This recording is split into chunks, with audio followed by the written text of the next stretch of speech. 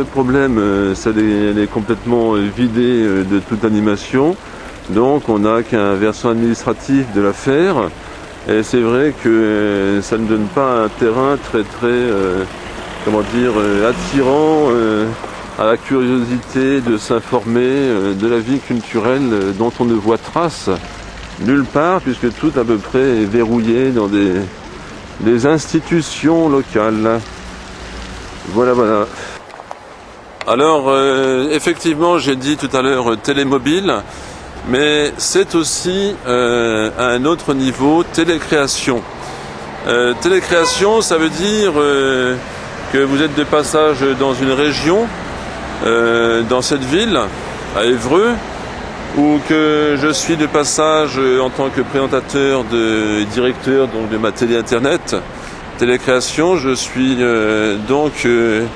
intéressé pour visiter votre espace culturel, historique, urbain, et ensemble on peut travailler sur le paysage urbain, sur les transformations perceptives et artistiques que l'on a quand on est plongé dans un paysage urbain, de façon à avoir une vision de la ville qui invite à une espèce de fête de l'esprit. Effectivement, la vie, le sens humain, ça sert à ça.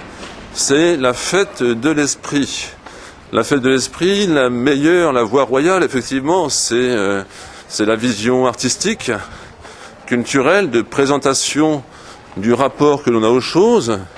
Ce sont qui s'y ajoutent des connaissances, puisqu'on sait que dans l'art contemporain, toute connaissance est introductible. Toute connaissance peut venir participer à une hypothèse de travail, quel que soit son champ disciplinaire.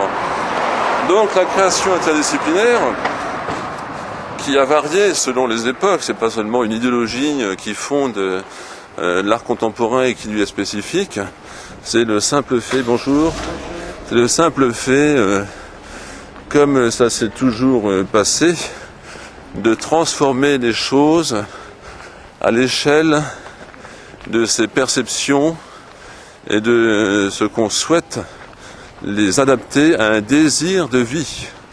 Voilà, c'est la raison d'être de nos objets parmi nous, c'est la raison d'être des autres auxquels nous soumettons nos impressions, nos idées, nos sensibilités par rapport aux formes, aux espaces, aux signes, aux symboles, au système de langage.